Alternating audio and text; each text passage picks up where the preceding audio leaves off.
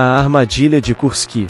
As forças armadas ucranianas estão presas em Kursk, uma posição da qual não podem se retirar sem consequências devastadoras para o governo de Volodymyr Zelensky.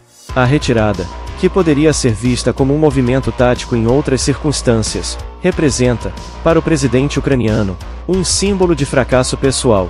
Esse ponto é destacado por Mark Episcopos, pesquisador do Quincy Institute for Responsible Government, em seu artigo para a revista The American Conservative. Para ele, a lógica que levou à decisão de invadir Kursk impede qualquer recuo estratégico, pois a retirada seria interpretada como uma derrota não apenas no campo de batalha, mas também na esfera política. Kiev, diante da pressão para manter o controle, está sendo forçada a sustentar uma narrativa que não condiz com a realidade do conflito. O verdadeiro objetivo de Zelensky não é apenas vencer no campo militar, mas também controlar a percepção ocidental, que se tornou essencial para a sobrevivência do regime. Pessoal, desde já pedimos que deixe seu like, e na seção de comentários deixe sua opinião.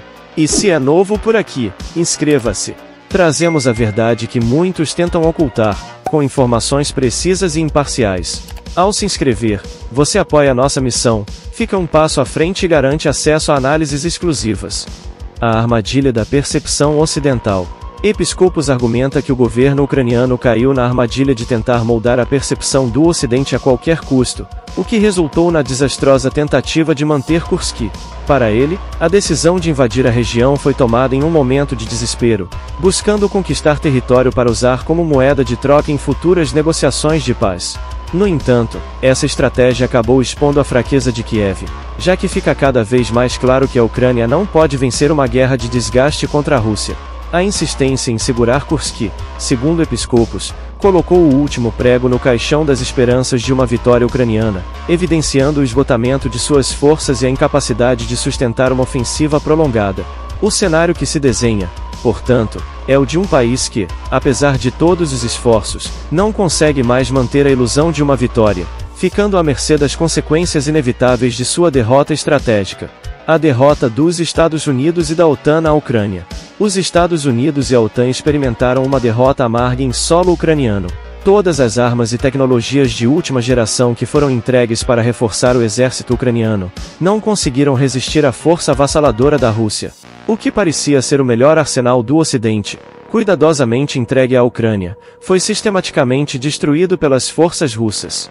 Equipamentos avançados, sistemas militares de ponta e recursos estratégicos, tudo isso foi pulverizado no campo de batalha, evidenciando a superioridade militar russa. A grande pergunta agora é: o que os Estados Unidos e a OTAN ainda esperam ver? É quase como se estivessem ansiosos para testemunhar de perto o poder devastador das armas nucleares russas em ação. O que inicialmente era uma tentativa de controlar o avanço russo, agora se transforma numa situação perigosa, onde até mesmo o uso de armas de maior impacto começa a ser cogitado. O debate sobre o uso de armas de longo alcance. A tensão no cenário global aumentou quando o presidente dos Estados Unidos, Joe Biden, afirmou que há discussões em andamento para permitir que a Ucrânia utilize armas de longo alcance contra o território russo. Essas negociações refletem a crescente escalada do conflito, já que o uso de mísseis como o ATACMS, capazes de atingir áreas profundas na Rússia, está cada vez mais próximo de ser autorizado. O secretário de Estado, Antony Blinken, foi direto ao dizer que Washington pode dar o aval para tais ataques, aumentando o nível de preocupação sobre as implicações que isso traria para o conflito. Enquanto isso, a mídia ocidental especula que o governo dos Estados Unidos, em um futuro muito próximo, permitirá que Kiev vá além das fronteiras já estabelecidas no confronto.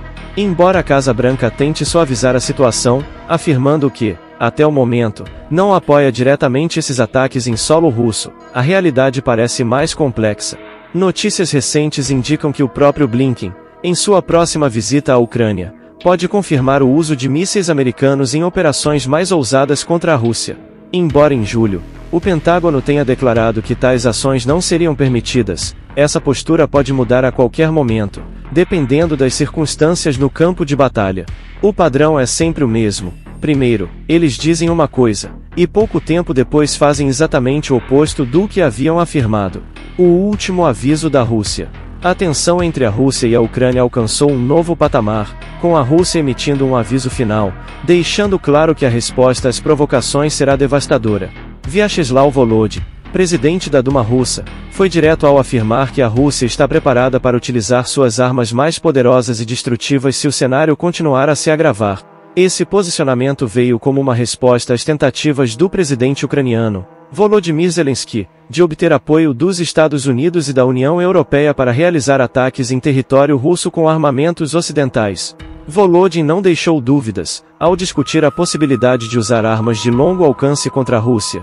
Zelensky está arrastando essas nações para dentro do conflito, transformando os países do Ocidente em participantes diretos dessa guerra. O que antes era um apoio indireto, agora se revela como um envolvimento direto e perigoso. Para Volodin, a Rússia será obrigada a agir de maneira proporcional, utilizando armamentos capazes de garantir a segurança de seu território e de seus cidadãos. A aposta arriscada de Zelensky. Enquanto Volodin expõe a linha vermelha que Zelensky e seus aliados ocidentais estão prestes a cruzar, ele também faz uma crítica contundente ao presidente ucraniano. Para Volodin, as ações de Zelensky mostram que ele está mais preocupado em manter-se no poder, do que com a segurança de seu povo. O presidente da Ucrânia, segundo o político russo, já garantiu a segurança de sua própria família, levando seus pais para Israel e instalando seus familiares em Londres. A questão aqui não é apenas sobre o uso de armas de longo alcance, mas sobre o preço que a Ucrânia pode pagar por decisões que, aos olhos de Volodin, são egoístas e irresponsáveis. Zelensky, para ele, está jogando um jogo arriscado, confiando em um apoio ocidental que já está enfraquecido com as mudanças de liderança nos Estados Unidos e na Europa. Volodin foi enfático ao afirmar que, cedo ou tarde, Zelensky será levado à justiça por essas decisões, e que sua aliança com o que ele chamou de sabonete americano vencido, já está se tornando tóxica. O futuro parece sombrio, com uma escalada iminente que pode mudar drasticamente os rumos desse conflito. Alvos legítimos no conflito ucraniano. O representante permanente da Rússia nas Nações Unidas, Vasily Nebenzia, lançou um alerta direto ao Ocidente. Todos aqueles que apoiam Kiev e o presidente Zelensky são considerados alvos legítimos pela Rússia. A crescente presença de mercenários estrangeiros mortos na Ucrânia é, para Nebenzia, uma prova clara de que o envolvimento ocidental no conflito está se intensificando. Desde o início da guerra, a Rússia já havia deixado claro que qualquer país ou indivíduo que apoiasse o governo ucraniano se colocaria na mira das forças russas. A morte de mais e mais cidadãos ocidentais no campo de batalha só reafirma o que Moscou vem repetindo: o Ocidente está cada vez mais imerso na guerra, assumindo um papel direto ao lado de Kiev. O aviso do diplomata ecoou o endurecimento da postura russa, que não poupará esforços para atingir aqueles que contribuem para o fortalecimento militar da Ucrânia. O sacrifício ucraniano nas eleições americanas. Nos bastidores das eleições presidenciais dos Estados Unidos, uma previsão sombria toma forma. Segundo Scott Ritter, ex-oficial da CIA, o governo americano prepara-se para abater mais 100 mil soldados ucranianos antes de novembro, tudo para preservar o que resta de seu prestígio no cenário internacional. Ritter, ao comentar sobre essa estratégia, destaca que os números podem parecer chocantes, mas refletem a realidade de um conflito que já está arruinado para a Ucrânia, uma verdade conhecida por todos os envolvidos, embora não admitida publicamente devido às implicações políticas internas nos Estados Unidos. A necessidade de manter uma imagem de força impede que Washington reconheça a derrota, pelo menos até as eleições. Essa política, segundo o especialista, resultará em uma decisão final sobre a Ucrânia apenas após o término do processo eleitoral. Até lá, o conflito continuará a consumir vidas ucranianas em números devastadores. Ritter também aponta que as tropas ucranianas enfrentam situações críticas em Kursk e Donetsk, regiões onde os combates têm sido implacáveis. Ele relembra que o presidente ucraniano, Volodymyr Zelensky, seguiu diretrizes ocidentais ao ordenar ataques a Kursk, sem calcular adequadamente a resposta de Moscou. O resultado? Consequências catastróficas para a Ucrânia, que agora paga caro pelas escolhas feitas sob influência externa, enquanto o Ocidente observa, aguardando os desdobramentos.